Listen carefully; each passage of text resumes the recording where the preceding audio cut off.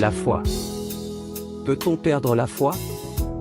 L'apôtre Paul utilise plusieurs termes pour désigner des gens qui se sont éloignés de Dieu. Certains se sont écartés de cette ligne et se sont égarés dans des discours creux. 1 Timothée 1 verset 6. Mais l'Esprit dit expressément que, dans les derniers temps, certains abandonneront la foi pour s'attacher à des esprits trompeurs et à des doctrines de démons. 1 Timothée 4 verset 6. Cette conscience, quelques-uns l'ont perdue, et ils ont fait naufrage par rapport à la foi. 1 Timothée 1 verset 19.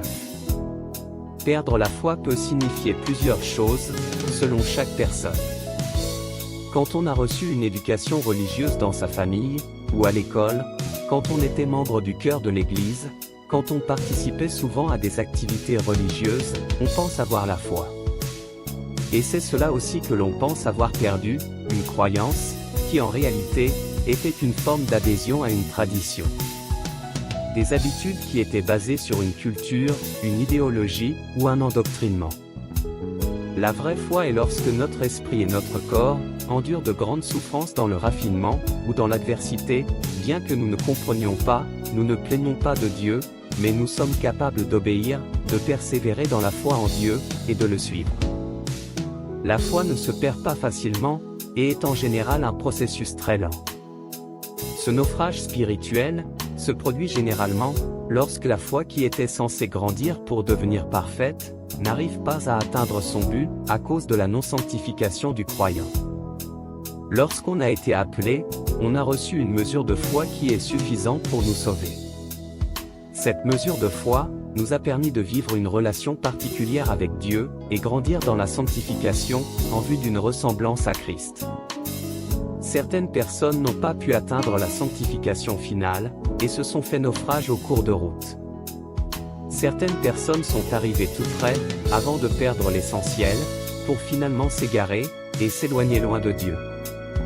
Ils ont été appelés, mais ils n'ont pas été élus, selon qu'il est écrit, et mon juste vivra par la foi, mais, s'il se retire, mon âme ne prend pas plaisir en lui.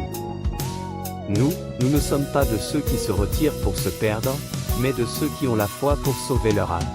Tu voulus de la paix, la foi tu désirais, et avec ferveur tu as prié. Mais tu ne peux d'en haut savourer